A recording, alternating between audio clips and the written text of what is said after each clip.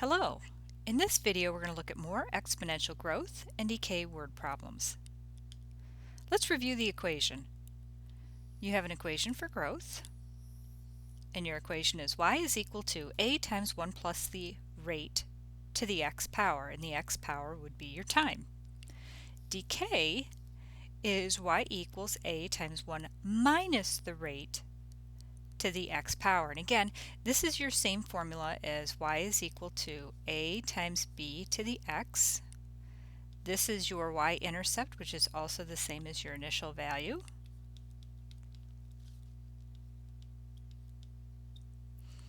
And b is your base. If your b is bigger than 1, it's growth. If that b is between 0 and 1, it's decay. And here's your reason why. This is where that b comes from. Okay, let's take a look at a few problems. So Crystal was given $3,000. Well, sounds like she started with $3,000 when she turned 2 years old. Her parents invested 2% rate that compounded annually. Annually means once a year. No deposits or withdrawals were made, which expression can be used to determine how much money Crystal had in the account when she turned 18. So I would suggest with any word problem, especially if you're looking at this type of problem, which is a regions question, I would probably ignore the choices, write your own equation, and then see which one matches. Now this is growth, so it's going to be 1 plus, whoops, let me fix this here. 1 plus the rate to the x power, which is your time. So it says that Crystal started with 3,000, so 3,000 is going to go there. And 1 plus the rate, so it's 2% interest. So now 2% is equal to 0.02, so plus 0.02. And here's the tricky part. She got it when she was 2 years old, but we want to know how much she's going to have when she turns 18. So your power is not actually 18 because this started when she was 2 years old. We need to do 18 minus 2, and that's going to give me 16. So your final answer is y is equal to 3,000 times 1.02 to the 16th power, and that looks like choice number 1. All right, let's try another one. So in this question it says the value in dollars, v of x, of a certain car after x years is represented by the equation. V of x equals 25,000 times 0.86 to the x power. To the nearest dollar, how much more is the car worth after 2 years than after 3 years? Okay, now first of all, there's a few things that we need to know. V of x is equal to 25,000, and this is typical with any car. When you buy a car, as soon as you drive it away from the car lot, it starts to what's called depreciate value. That means the value starts to go down. Unless it's an exceptional car, but most cars, for example, my Subaru, a year after I've had it, it's not worth as much as when I bought it.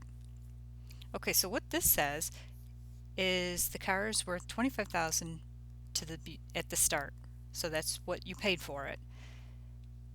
Now, 0.86 is the value of the car basically each year thereafter. So it's worth 86% every year, which means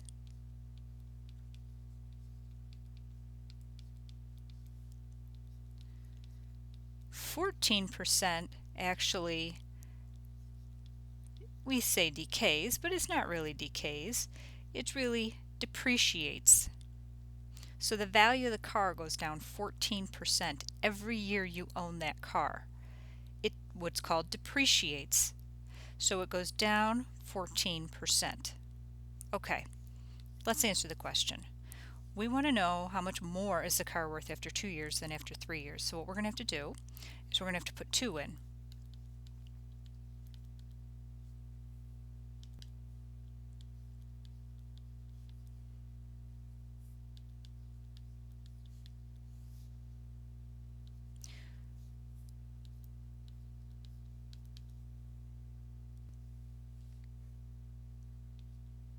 So after 2 years, the car is worth $18,490. We need to find out the value of the car after 3 years. Whoops.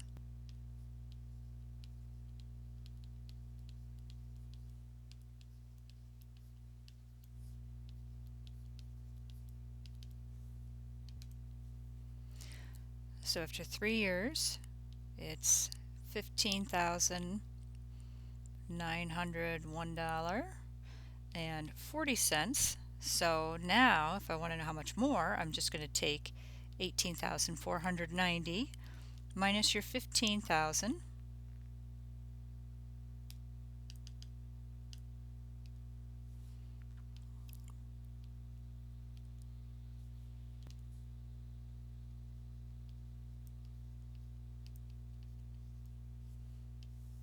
and that's going to equal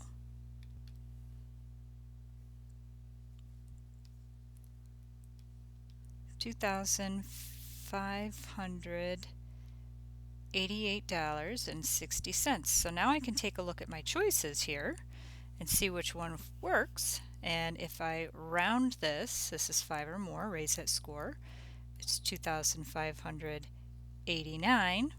I can see that choice 1 is the correct answer. Of course, you'll recognize a couple of these values here.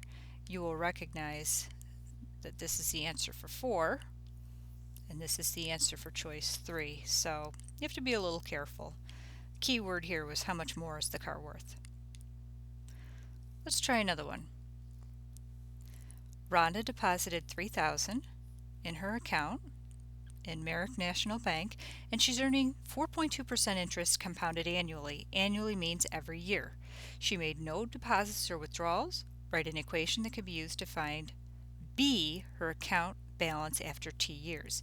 Now here's something to remember, particularly those of you who are taking the Regents exam. Your B and your T are the letters that they gave you. When you write your final answer, you have to have B and T in there. If they give you variables, you must use the variables. It's fine if you want to start off with your equation that they give you,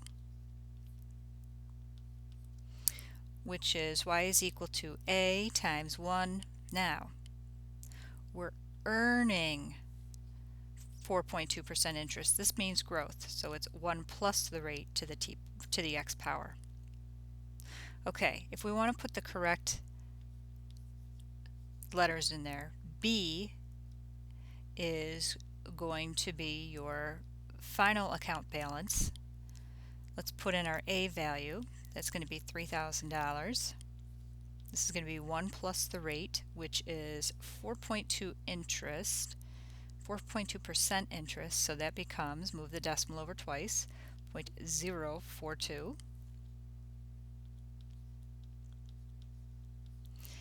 And it just says after T years, so I'm going to put T right in here for X. So final answer, B is equal to 3,000 times 1.042 to the T power.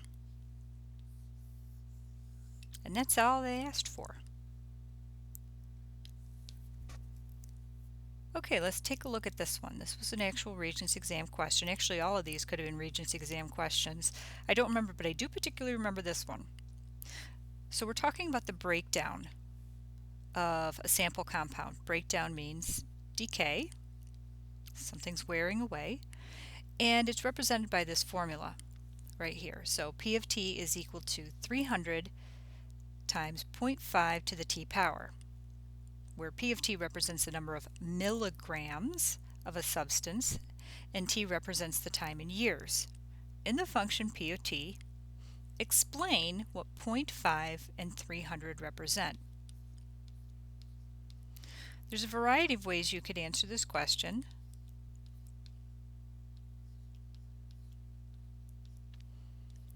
First of all, this is your initial amount. So the correct answer here would be 300 is the number of milligrams of the substance to start.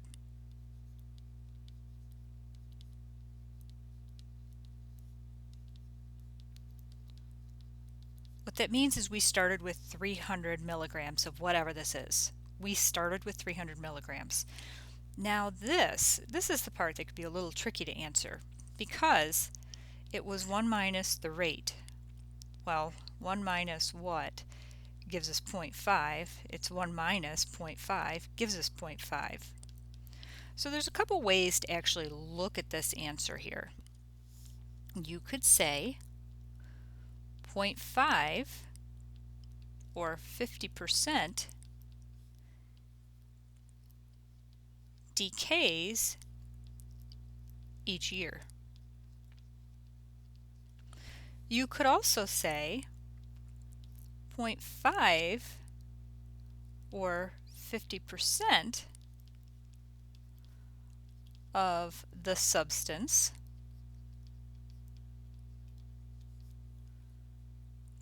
remains each year. Both would be correct. Okay. Let's take a look at this one here. The projected worth in millions of dollars of a large company is modeled by the equation. The variable x represents the number of years since 1997. What is the projected annual percentage of growth? And what should be the company's worth in the year 2005? Okay, so what is the projected annual percent of growth? Percent of growth here. So remember, our formula is A times 1, it's growth, so 1 plus the rate. So 1 plus what gives us 1.11? Well, that rate is actually 0.11.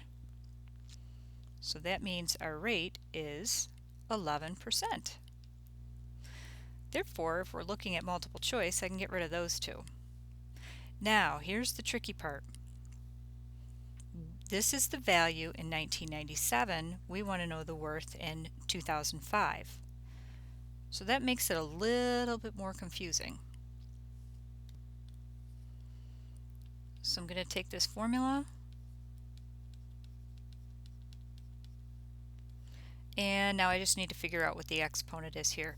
Now, number of years since 1997 to 2005. So we're going to do 2005, take away 1997, and that's going to be 8 years. And that's all we have to do. We have to plug that in our calculator. So our final answer is 566.92, and if I look at my choices, it is choice C.